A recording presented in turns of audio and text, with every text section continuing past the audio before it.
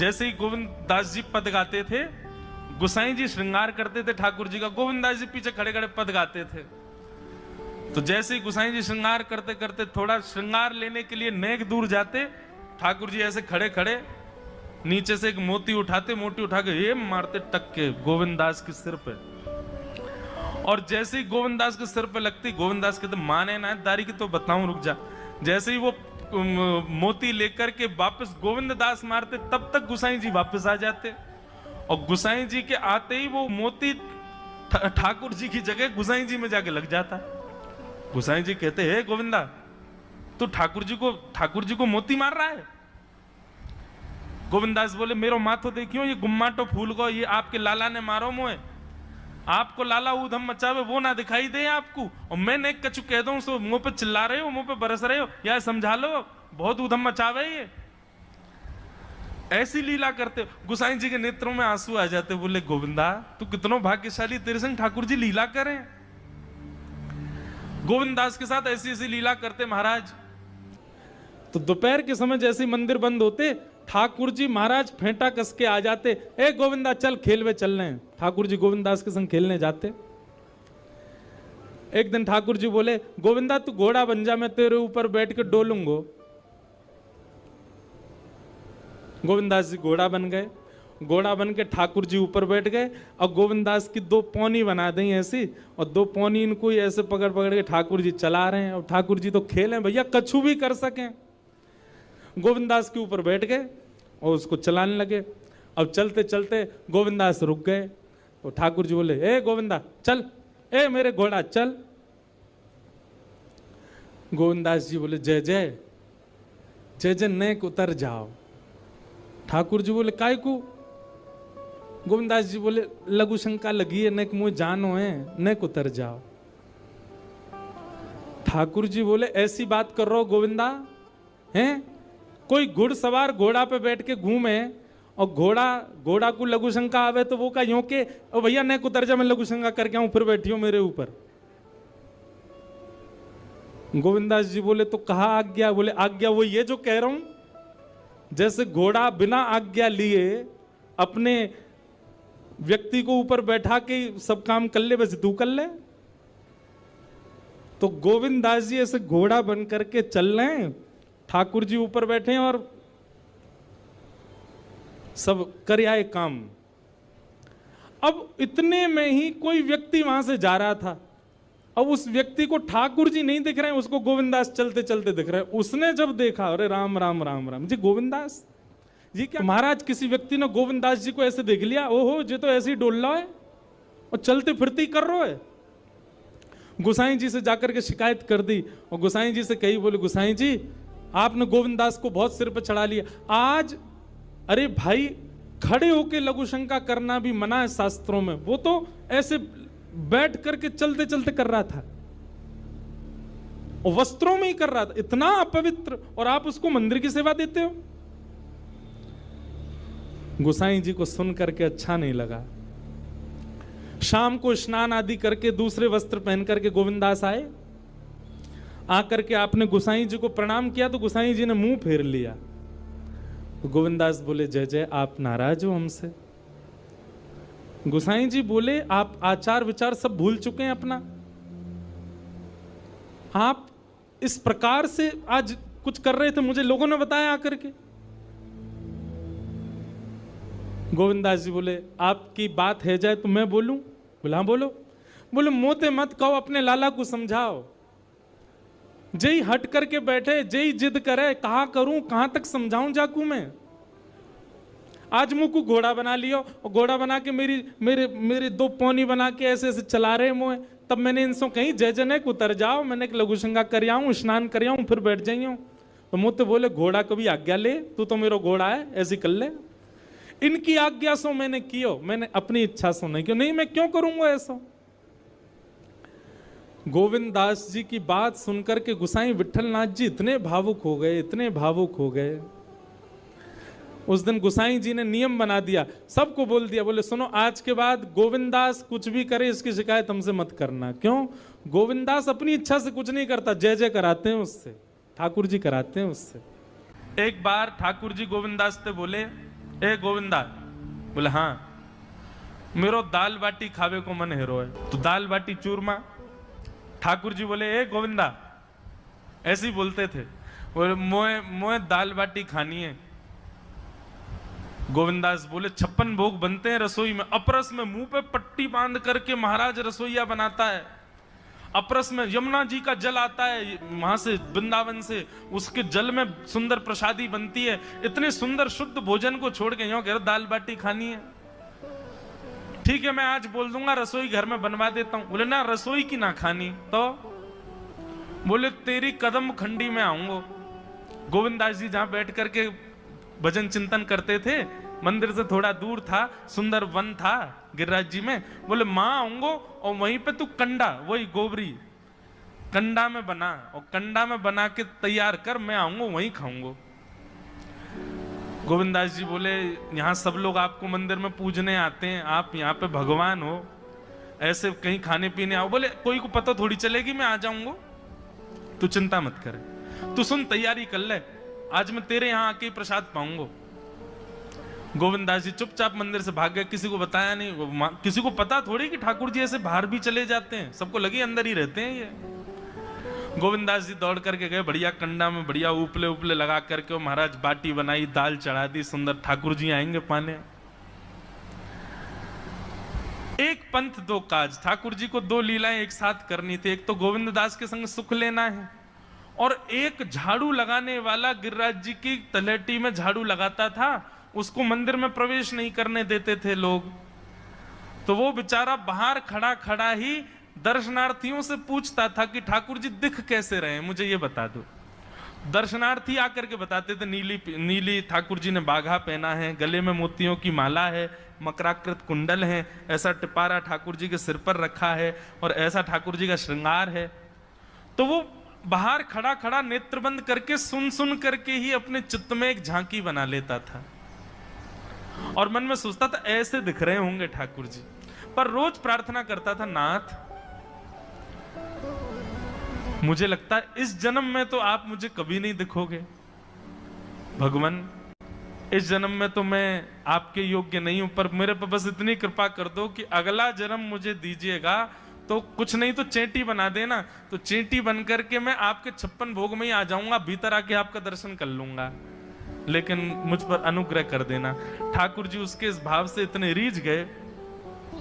गोविंद दास को बोला था कि दाल बाटी खाने आएंगे, अब मंदिर बंद करके सब तो चले गए वहां से, सब लोग भोजनालय में भोजन प्रसाद पाने लगे। ठाकुर जी मंदिर से निकले अचक करके बाहर, गिरिराज पर्वत के ऊपर विराजते थे। जैसे ही बाहर निकल करके आए तो गिरिराज पर्वत के नीचे ही वही झाड़ू लगाने वाला उन नेत्रों से आंसू बह रहे थे। ठाकुर जी का चिंतन कर रहा था, आज ठाकुर जी ऐसे दिख रहे हैं, सिर पर चांदी का मुकुट पहना है, ठाकुर जी ने आज गुलाब का इत्र लगाया है, ठाकुर जी के ऐसे ऐसे मकराकृत ठाकुर जी के कटाक्ष, वो सब चिंतन कर रहा था। ठाकुर जी नीचे उतर करके जाने लगे, इतने में ही ठाकुर जी ने लीला करी और जोर जोर से ठाकुर जी चिल्लाने लगे, अरे जल्दी ते आइयो, देखियो मेरे पाम में कांटो लग गयो, अरे जल्दी ते कोई आओ या कांटे को निकारो, मुझको तो बहुत दर्द है रहा है, अरे भैया जल्दी आओ जल्दी आओ। अब ये स्वर जैसे ही सुना उस झाड़ू लगाने वाले ने, उसके नेत्र खुल गए। उसने देखा, बोले कि ये स्वर कहां से आ रहा है। उसने जैसे ही नेत्र उठा करके ऊपर देखा, तियों की माला पहनी है, मकराकृत कुंडल पहना है, चांदी का मुकुट चमक रहा है मस्तिष्क पर, ठाकुर जी के केश घुंघराले लहरा रहे हैं, और ठाकुर जी अपनो एक पाम हाथ में पकड़ करके और एक पैर पर लंगड़ी जैसे खेलते हैं, ऐसे ठाकुर जी कूद रहे हैं यहां से वहां। नीचे से झाड़ू लगाने वाले लगे, अरे ऐसा पुरुष तो मैंने जीवन में कभी नहीं देखा, ये कैसा पुरुष है। नीचे से ही ठाकुर जी को देखने लगा। अब स्वरूप उसको पता था, तो उसने कही ये जरूर ठाकुर जी होंगे, वहीं से प्रणाम करें। ठाकुर जी बोले प्रणाम कर रहा हूं, दारी के जल्दी ऊपर आ, कांटो लगो मेरे पाम में, या को निकार। बोलने लगा, बोले मैं ऊपर नहीं आ सकता, गुसाई जी मारेंगे, सब लोग डांटेंगे मुझे। अरे नहीं गुसाई जी ऐसा कुछ ना के, ये सब तो बाहर के लोगों ने नियम बना दिए, मैं तो सबसे मिलूं, तू आजा जल्दी ऊपर।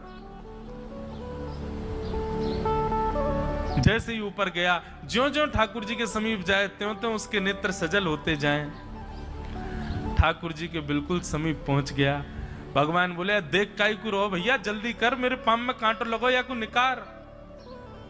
जिन चरण कमलों के स्पर्श के लिए सदा लक्ष्मी लालायित रहती है, ठाकुर जी ने उसकी गोद में अनायास अपने चरण रख दिए। बोले जल्दी कांटो निकार, कांटो लग गो मेरे पाम में। अब वो ठाकुर जी के सुंदर तलवों को अपने हाथ से ऐसे देख रहा है, ढूंढ रहा है कहाँ कांटा लगा है, कहीं उसको कांटा मिल गया। अब इतने कोमल चरण ठाकुर जी को, उसके नेत्रों से आंसू भी गिरते जा रहे हैं, भाव विह्वल होता जा रहा है। मेरे सौभाग्य की सराहना, ठाकुर जी के इतने समीप। कांटा निकालने के लिए बार बार अपने अंगूठे से खींचे, लेकिन कांटा नहीं निकले। ठाकुर जी बोले अरे जे हाथ पे ना निकलेगो। उसने पूछा कैसे निकलेगा? बोले अरे मेरो पाम पकड़ के अपने मुंह के पास ले जा और दांतन से निकाल, तब निकलेगो ये। आहा, कितनी कृपा की ठाकुर जी। कृपा की न होती जो आदत तुम्हारी, तो सूनी ही रहती अदालत तुम्हारी। जो दीनों के दिल में जगह तुम न पाते, तो किस दिल में होती हिफाजत तुम्हारी। कृपा की न होती जो आदत तुम्हारी, तो सूनी ही रहती अदालत तुम्हारी।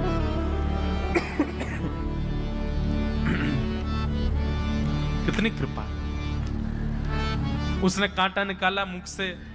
ठाकुर जी बोले अब चल, मुंह से चलो ना जा रहा। गोविंद दास ने अपनी कदम खंडी में दाल बाटी बनाई है, मुंह ले चल वहां पे। बोला कैसे लेके चलूं? बोले तेरे कंधान पे बैठ जाऊंगा मैं। और ठाकुर जी ने अपने दोनों पांव ऐसे लटका लिए उसके यहाँ पे, और सिर पकड़ करके उसके ऊपर ही बैठ गए। बोले चल ले चल मुंह को। वो तो महाराज बेहोशी सी हो रही है, उसको विश्वास ही नहीं हो रहा ठाकुर जी मेरे संग इतनी बड़ी लीला कर रहे हैं। गोविंद दास की कदम खंडी में पहुंचने से पहले उस बालक ने ठाकुर जी गोविंद दास जी मुझे बहुत मारेंगे, अगर उनको पता चल गई मैंने आपको छू लिया है तो मुझे बहुत डांटेंगे। आप एक काम करो, अब यहाँ से आप पैदल चले जाओ, मैं यहीं खड़ा हूं। ठाकुर जी बोले यहीं खड़ो रही हो, तेरे काजी दाल बाटी लेके आऊंगा मैं। ठाकुर जी पहुंच गए गोविंद दास के पास। आहा, जो ठाकुर जी अचल दिखते हैं सबको मंदिर में, वो सचल दिखते हैं गोविंद दास को। कितनी बड़ी कृपा। गोविंद दास के यहाँ ठाकुर जी पहुंच गए, और पहुंच करके ठाकुर जी बोले चल गोविंदा जल्दी खवा, मुझको तो बहुत जोर की भूख लगी है। गोविंद दास बोले हाँ हाँ बिराजो। सुंदर व्यवस्था कर दी। ठाकुर जी बैठ गए, और बैठ करके सामने पत्तल पर महाराज बाटी रखी, दाल रखी, चूरमा रखी, चटनी रखी, सब बढ़िया सुंदर सजा दी। अब ठाकुर जी पा रहे हैं, प्रेम से पाते जा रहे हैं, और पाते पाते बीच में कहे और ला, और जल्दी ला, भूख लग रही है मुझको। गोविंदास बोले पहले इनको तो खा लो। अरे ना है तू जाने ना है मंदिर में मेरो भूख कैसे लगे? थाली में 2 रोटी और ये सब्जी, इनते मेरो पेट थोड़ी भरे। मेरे सामने तो सबरी सामग्री धर दो, मेरो जो मन होगा मैं उठा उठा के पाते जाऊंगा। अरे गोविंदा जल्दी जल्दी लेके आ। अब गोविंद दास जी पीछे मुड़ करके बढ़िया सुंदर बाटी वाटी सेके। इतने में ठाकुर जी क्या करें, एक बाटी तो खा जाएं और दूसरी बाटी उठा के अपनी जेब में धरते जाएं। वो संग आयो वाक्य काजी लेके जानी है। अब तुम्हारा ठाकुर जी खाते जाएं, भरते जाएं, खाते जाएं, भरते जाएं। गोविंद दास बोलो ठाकुर जी ये तो मैं मानूं कि आपकी खुराक बहुत है, पर इतनी ज्यादा है ये मुझको विश्वास नहीं है रहा है। क्यों हैं? 56 बाटी खा गए हो अब तक आप? अरे कोई तुक ना है, पेट है कि समुद्र है, कुआ है, कहा है आपको? ठाकुर जी बोले अच्छा दारी के ऐसे बोले, चलो जाऊंगा मैं। अरे नहीं जय आप तो पाओ। ठाकुर जी तो जेब में भरते जा रहे थे। अब ठाकुर जी का पेट भर गया। ठाकुर जी बोले चल भैया गोविंदा अब पेट भर गया, नेक्स्ट देर हम एक पेड़ के नीचे बैठ के नेक्स्ट सुस्ताए लें, फिर बाकी बाद मंदिर में जाएंगे। 4 बजे मंदिर खुल जाएगा, दर्शन देने। जैसे ही ठाकुर जी खड़े भये महाराज, सोई उनकी पीतांबरी फैल गई। पीतांबरी फैली। गोविंदास बोले जय ये बाटी खाए के आप इतनी जल्दी मोटे कैसे है गए? ये पेट आपको है तो सही, लेकिन ये इतना चौड़ो कैसे है गो? और पेट कोई खावे तो वो आगे की तरफ निकल रही है, ये कोने में कैसे निकल रहा है? ये दोनों तरफ पेट बाहर कैसे आ रहा है आपको? ठाकुर जी बोले ना कछु ना कछु, नहीं नहीं नहीं दिखाओ। अब तो महाराज गोविंददास ने पकड़ के जैसे ही पकड़े तो अंदर से बाटी निकल आई। जे बाटी कौन के काजे भर के ले जा रहे हो? सही सही बताइयो लाला, कौन के काजे? कोई और सखा बना लियो तुमने मेरे अलावा? गोविंददास जी बाहर गए, बाहर जाकर के देखा तो एक वृक्ष के पीछे वो झाड़ू लगाने वाला बैठा था। अच्छा, तो अब जे आपको सखा बन गए, जे आपको मित्र है गयो, या के काजे बाटी भर के ला रहे हो? ठाकुर जी के अच्छा, अरे भैया ठीक है, अब तू सबंत कह मत दियो कि मैं यहाँ के संग आयो, यहाँ के संग खेलूं। अरे बेचारो बड़ो प्रेम करे मोते, ये भूखो बेचारो, मैंने सोची यहाँ के काजू बाटी ले चलूं। गोविंददास जी के चित्त में एक क्षण के लिए तो ये भाव आ रहा है कि ठाकुर जी कितने प्रेमी हैं, लेकिन बाहर से कैसा दिखा रहे हैं? बोले स्वयं ने इतने सारे ग्रंथ निर्माण करा दिए, 4 वेद लिखवा दिए, उन पुराणों में शुद्धि, पवित्रता, अपरसता, सबके इतने नियम बना दिए, और खुद क्या कर रहे हो? हैं? कोई के सिर पर बैठ के घूम रहे हो, कहीं जा रहे हो, कछु भी खा रहे हो? ठाकुर जी बोले अब ये सब नियम तो मानवन के लिए है ना, हम तो जय जय हैं, हम थोड़ी करेंगे इन नियमन को। बोले चुपचाप चलो और आचमन करो, शुद्धि करो, तब जाइयो मंदिर में। वहीं गोविंद कुंड के पास में गोविंददास जी ने जबरदस्ती ठाकुर जी बैठा दिए। बोले हाथ में जल लो। ठाकुर जी जल लेकर के बैठे, बोले अब करो अपवित्र पवित्रो वा सर्वावस्थांगतो पिवा। ठाकुर जी आचमन कर रहे हैं, अपनी पवित्र कर रहे हैं ऊपर से लेकर नीचे तक। इतने में ही गोविंददास बोलते बोलते बोलते बोलते पीछे के गए और ठाकुर जी की पीठ पे जाकर के एक धक्का दियो महाराज, पूरे ठाकुर जी डुबा दिए कुंड में। ठाकुर जी पूरे ऊपर से नीचे तक भीज गए। ठाकुर जी बोले दारी के तेरी शिकायत करूंगो, गुसाई जी तक कहूंगो तू ऐसे करे मेरे संग। गोविंददास बोले मैं बता दूंगा तुम कौन कौन के कंधान पे चढ़ के घूमो। आप मंदिर के लिए इतना नियम बना रखो है, नहा के आओ, धो के आओ, हाथ पांव खासा करके आओ, और कुछ अपवित्र वस्तु मत छीलेना, अपरस में रहना, गीला वस्त्र तन पे होना चाहिए। आपकी सेवा के लिए इतने नियम, और खुद क्या कर रहे हो? ऐसे गोविंददास वो कह रहे हैं यद्यपि रूप गुण शील सुधरता, इन बातन ना रिझई